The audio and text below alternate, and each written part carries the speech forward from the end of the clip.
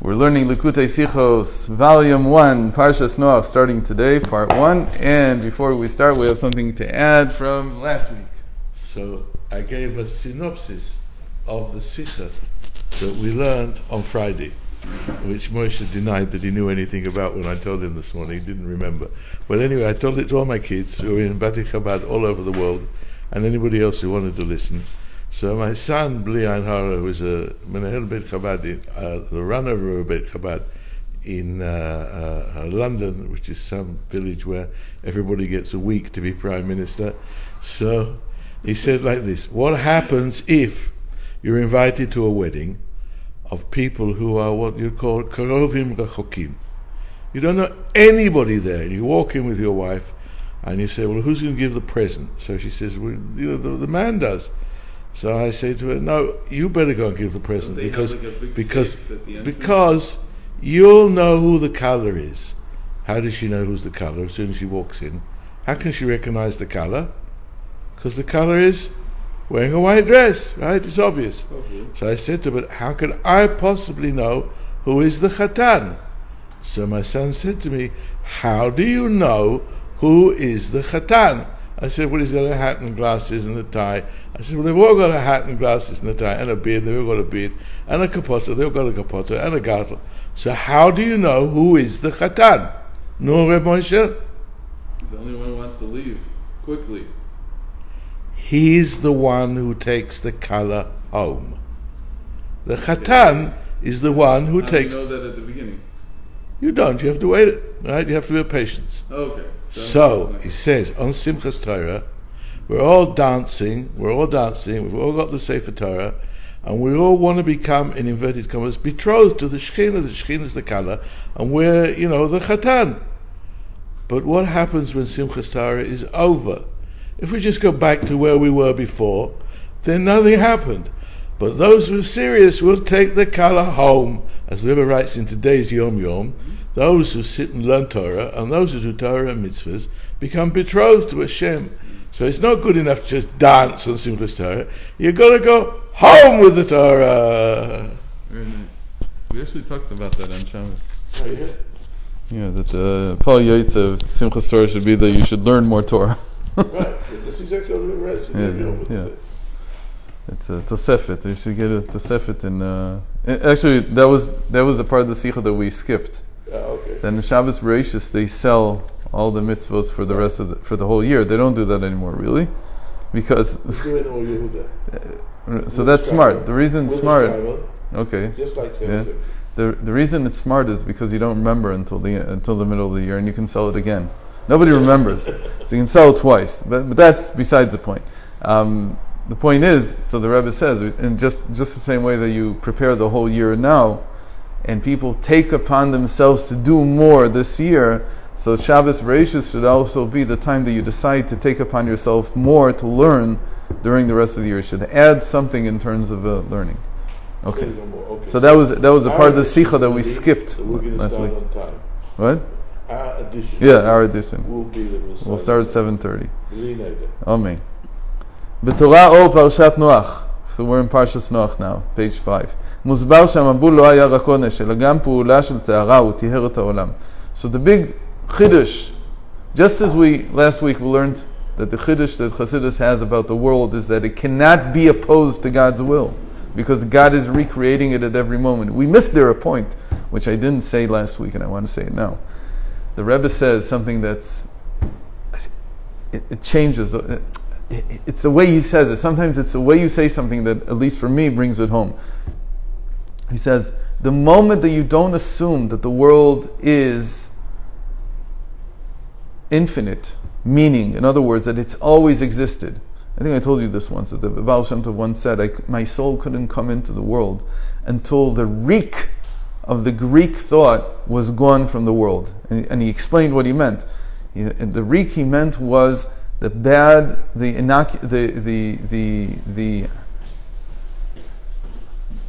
vociferous, I think that's it. Bad stench is a vociferous. I think that's it, but it could be. Vociferous means loud. No, so the theris is definitely smell.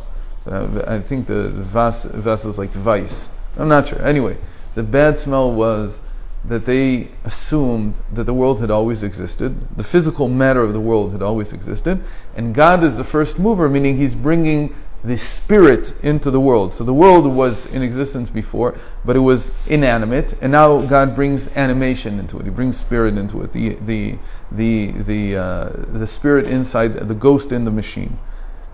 Why is that so terrible? Because then you can assume that God is only an addition to the world. It took over a second hand machine. Right. There's a machine here. Well, it's not even a machine yet. It's just matter. And he's important because he's now made it animated. But that's all it is. The moment that you understand that God created the matter, then you understand that He has to recreate it at every moment. That's the big difference. Why is that? Because if I take, that's what the Tanya says in part 2 in the Shari Yuchad V'Emunah. If I take a slab of clay and I fashion it, I don't have to recreate the clay every moment because I found it the way it is. I just added the form into it. But if I don't have clay, I have to make it out of something. I'm not starting with any matter. I'm starting with nothingness. So then you begin to understand why God has to recreate the world at every moment. So the lesson from that is that a Jew always feels that the world is fresh. Right? So we said that was a big change that Chassidus made in understanding the physical world. That the physical world cannot be opposed to God's will. It's only concealing God's will. And our duty is to uncover it. And this week he's going to be talking about two other major ideas. One is that, well, it's really about one, that all the troubles that we have with parnasa, everything that we have with livelihood, is also not against Torah. If last week Bereshis was about the physical world, meaning it's just the world, the natural world is not against Torah. All the more so, actually, that the world that men create, I mean, the whole thing of having to make a livelihood, that's part of civilization. That's what we created, right? So that too does not oppose Torah. That's what he's going to uncover this week. So the first thing he says is that in Torah Or, the Alter Rebbe explains that the Mabul, the flood, was not only a punishment, it was a punishment, but it was a mikveh. It was an act of purification. And what does it mean that it purified the world? Before the Mabul, the land, the entire earth was impure. And the flood purified it. That is hinted in the fact that the waters came down, the rain waters came down for 40 days. Like the mikveh that has 40 sa'ot, or 40 gallons pretty much, of water. Mei Noach, Naicha de Ruchan. Therefore, the Mabul is called in Yeshaya, it's called the waters of Noach, which a lot of people say is derogatory towards Noach, because what it's saying is he was responsible for the flood. How was he responsible? Because he didn't pray for the people of the generation. And about that I think we talked about that last year, that we said that the Baal Shem Tov has this incredible understanding. He suddenly says, Noach received a prophecy, and he misinterpreted it, or at least he didn't interpret it on all the levels that he should have. The prophecy was he should make an ark and he should go into it. But the word ark in Hebrew also means a word, teva. And he should have understood that it means to enter into the words of prayer, that you have to pray. Even if he prayed somehow, he didn't really put himself into it. So he misunderstood, or at least did not interpret the prophecy at all the levels that it should have been understood. In that way, he would have prevented the flood. So Isaiah calls it the waters of Noach. The flood is, in a sense, blaming him, naming it after him. But it also means Naicha de Rucha. It also means to be complacent. It also means to have calm. And how do you get calm? From the Mabul itself, from the flood itself. So now the Rebbe is going to take this and in one quick swoop, he's going to change the whole meaning of the troubles that a person has with livelihood. Why? הקשר בין דאגות הפרנסה למבול במקווה הוא התוכן הפנים כך כן גם טרדות ודאגות הפרנסה נקראות בשם מים רבים. We find another thing, that the flood waters, not necessarily Noach's flood, but all flood waters, מים רבים they're called, מיקולות מים רבים. Right, it's in Psalms. great waters, a lot of waters, is described in Torah or by the Alter Rebbe as the trouble of, or the worries that a person has because of his livelihood, because of his finances. And they're called great waters. Why? Because they're always about to flood you. You feel that they're going to overwhelm you, these troubles. They too work like the flood to purify, and they cause you calm. Now that's amazing. So what he's done now is he said, the flood is not what you thought it was. And how is this relevant to us today? That the waters, these waters are like the waters that that seem to come to and flood you because of your troubles with finances. So what is the connection between troubles with livelihood and the mabul, the flood, and the mikveh? התוכן הפנימי שבמקווה הוא התבטלות העצמית, הביטול העצמי, כלשון הרמב"ם, שיטבול במי הדעת הטהור. Mikveh, what you do in the mikveh is you lose yourself. It's bittul, it's total self-nullification. And here when we say bittul atzmi, we don't mean bittul in the sense of I will follow Hashem what you do. Here we mean the total nullification of who we are. This thing that I tell you always that you should do in Shema. So obviously you go to the mitzvah, when you go to the mikveh every morning, you're doing the same thing. You're nullifying yourself. The same thing you can achieve in Shema, you physically do when you immerse in the mikveh. There's nothing there. What do you feel? You feel that you're enveloped by something, and you close your eyes, and if you're calm and you feel it, then you feel that you merge with the waters. You're nothing. You lose your identity. You lose everything that you are. That is called bittul atzmi, and that's called by the Rambam, who's not a very spiritual guy. He's very halachic. So in Hilchos Mikvahos, he says something amazing. He says that when you immerse in the waters of pure das, of pure consciousness of God. There's only God there. There's nothing else. And that's why when we're under the water, we have all these kavanos of all these names of Hashem. Now, what's the main one? The first one is Agla, Aleph Gimel Lamed Aleph, and then we immediately transform that into Aleph Lamed Daled, right? Into the 35, this whole thing. The idea is that 35 is Yehudi. It's a lot of different things, a lot of good things. But the main kavana of Aleph Lamed Daled is Sa De'i Lemerachok. It's a pasuk that is said in the Gemara about Avram Avinu. What does it mean? That Avram cast his dat far away. It's almost the same kavana as I'm immersing myself in the waters of pure das, of pure consciousness of God. Esad means that Avram was able to project his consciousness away from himself and into the consciousness of God. He could do that every morning when he was walking. So we're going to have something to say about that as the week goes on, about why Noach had this incredible invention of a ship. It just dawned on me this week when I was preparing Parshas Noach that Noach was the first guy to build a really big ship, to figure out that the waters can hold a lot. And that's like a big deal, that the waters can hold a lot of weight, because it's not intuitive on the face of it. It's not that intuitive. You have to see a big ship to believe it, until you see these big container ships. They're made out of metal. It's not very different. It's almost like, how did the Rambam not get this?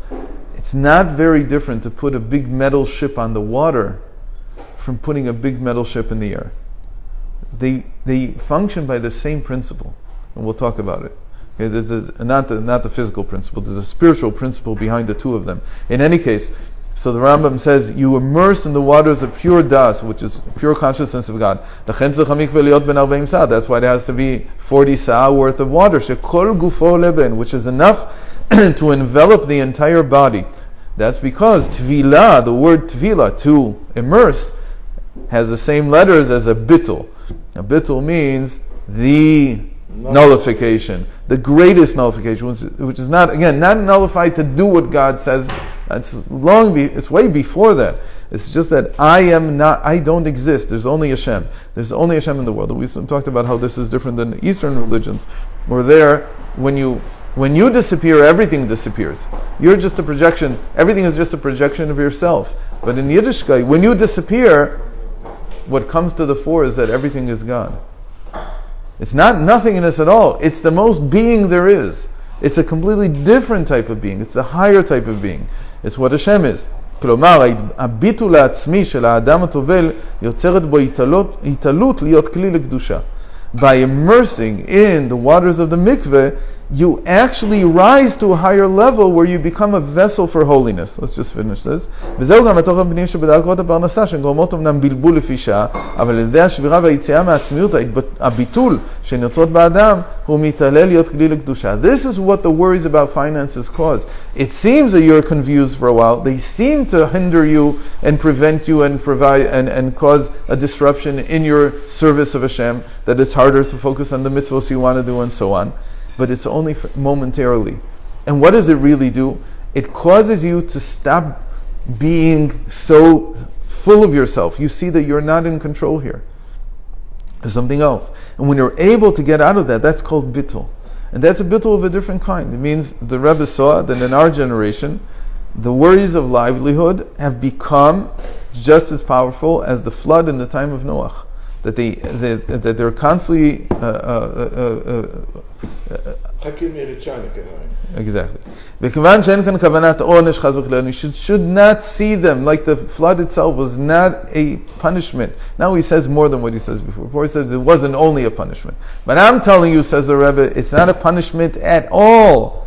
When you're talking about the worries of livelihood, it's not like the flood. The flood was also a punishment. But these worries of your parnasa, of your finances, they are not a punishment. What are they meant to do? To purify you. The truth is, you can get over it in a minute. If it serves its purpose within a minute, you don't have to suffer from it any longer. Meaning, if after a minute you understand, what is Hashem saying to you? He's saying to you, you should nullify yourself. You should go back to the true being of the world. It's like immersing in the mikveh. So, if you capture this in your psyche in one moment, the deep meaning of what it means to have worries about parnasa,